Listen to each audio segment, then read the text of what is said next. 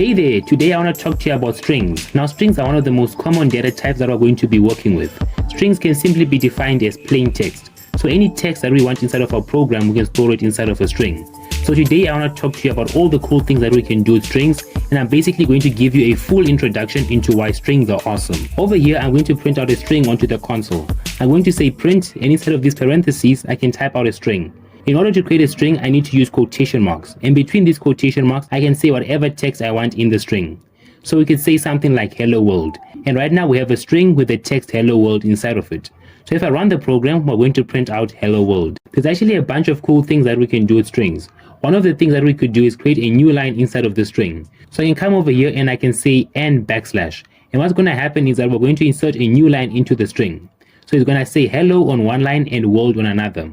When I run the program, you can see it prints hello world on two different lines. In addition to the backslash n, I could also use a backslash quotation marks if I wanted to put a quotation mark inside of my string. I can't just put a quotation mark just like that because Python is going to think I'm trying to end the string. For the next part, we need to create a variable, and let's call it phrase. Let's set this variable to hello world, and if I want to print this variable, we need to do something known as calling the variable. So I can say print, and in this print statement I can have the variable phrase. And when I run this program, Python prints out hello world to the console. I can also use something called concatenation, and that's a big word. And concatenation is basically the process of taking a string and appending another string onto it. I can come over here and I can say phrase, and I can say plus, and I can add in another string. I can say something like in Python. Trust me, this will make sense in just a bit. Now when I run this program, we're going to print out hello world plus in Python. So basically hello world in Python. And what we have done is we have appended a string onto another string, and this process is called concatenation. In addition to doing all that cool stuff, we can do another special thing called a function. And a function is basically a little block of code that we can insert into our program to perform a specific task.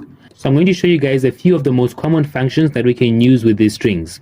In order to access one of these functions, I have to call the variable and then say dot. I'm going to show you a function that we can use to convert this string entirely into lowercase. So I can type out dot lower and a pair of parentheses, and this will take the phrase and convert it into entirely lowercase. So when I run the program, you can see it converted our phrase into lowercase.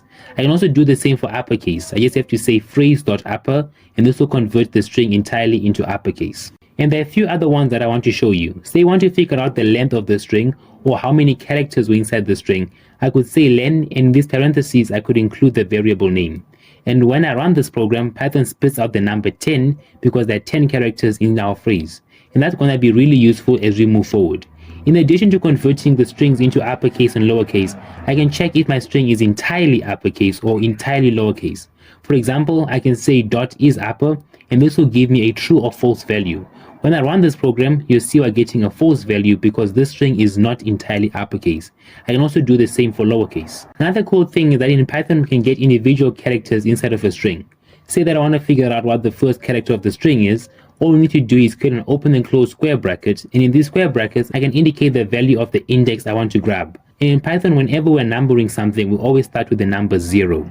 So when I run the program, I'll get the letter H. And if I wanted to get the letter after H, in these square brackets, I would have the number 1. That will print out the letter E, etc, etc. And that's it for this one. If you enjoyed or found this video helpful in any way, shape or form, then consider leaving a like and subscribing. Turn on post notifications to be the first to know when I upload a new video.